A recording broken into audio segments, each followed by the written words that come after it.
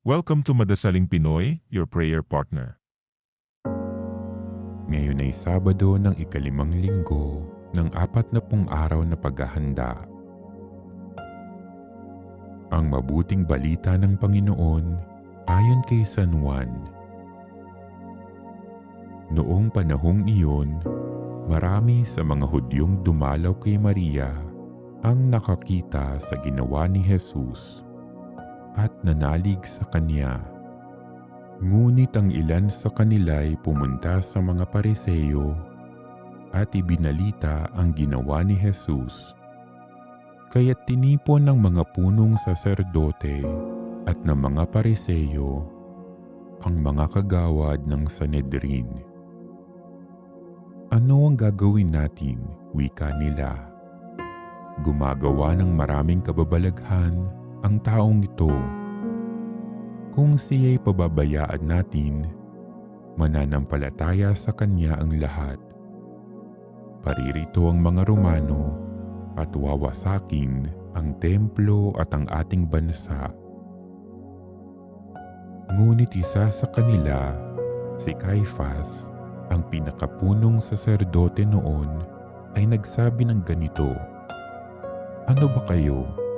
Hindi ba ninyo naiisip na mas mabuti para sa atin na isang tao lamang ang mamatay alang-alang sa bayan, sa halip na mapahamak ang buong bansa?"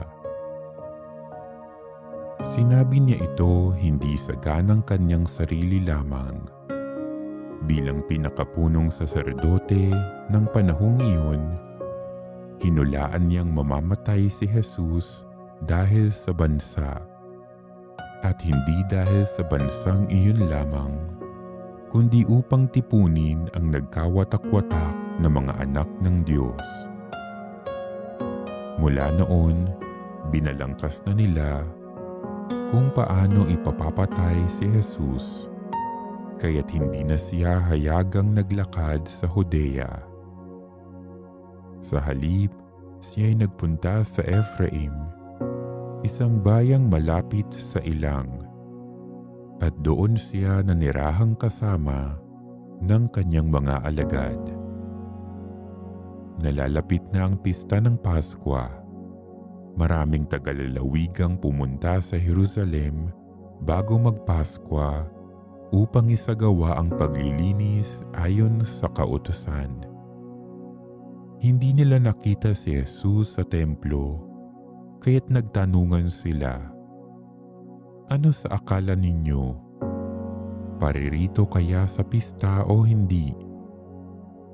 Ipinag-utos ng mga punong saserdote at ng mga Pariseo na ituro ng sino mang nakaalam kung nasaan si Jesus upang siya'y maipadakip nila.